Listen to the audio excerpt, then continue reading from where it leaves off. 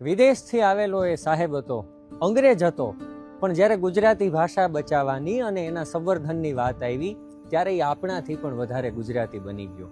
એનું નામ હતું એલેક્ઝાન્ડર કિનલોક ફોર્બ્સ, કે જેને આપણે પ્રેમથી ફાર્બસ સાહેબ કહેતા. લંડનમાં જન્મેલા આ અંગ્રેજ અધિકારી 1843માં ભારત આવ્યા. પછી એમની ગુજરાતમાં નિમણૂક થઈ અને અહીંયા આવીને એમણે આપણી ભાષા માટે એવું કામ કર્યું કે મારે ને તમારે એને 100 સલામ કરવી પડે.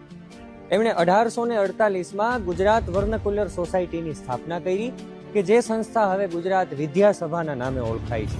ગુજરાતની પહેલી લાઇબ્રેરી, ગુજરાતનું પહેલું છાપું, ગુજરાતની પહેલી મહિલાઓ માટેની શાળા આમને કારણે શરૂ થઈ.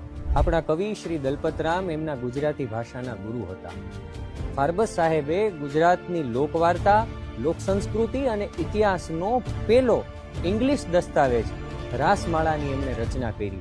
એમણે દલપતરામને એવું પ્રોત્સાહન આપ્યું કે જેના કારણે આપણને મળ્યું ગુજરાતી ભાષાનું પહેલું નાટક, જેનું નામ હતું લક્ષ્મી નાટક. વિચાર કરો, એ સમયના ઘણા બધા અંગ્રેજ અધિકારીઓ કઠોર અને ક્રૂર શાસક હતા, પણ આ વિદેશી વીર આપણી ભાષા અને આપણા લોક સાહિત્યનો સાચો રક્ષક બન્યો.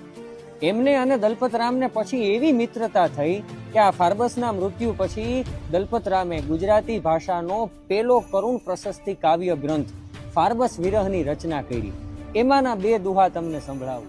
વાલા તારા વેણ સ્વપ્નમાં પણ સાંભરે, ઈ નેહ ભરેલા નેણ ફરીને દીઠા ફાર્બસ, નેણે વર્ષે નીર સ્નેહી જ્યારે સાંભરે, વેલો આવે વીર તું ફરીને મળજે ફાર્બસ.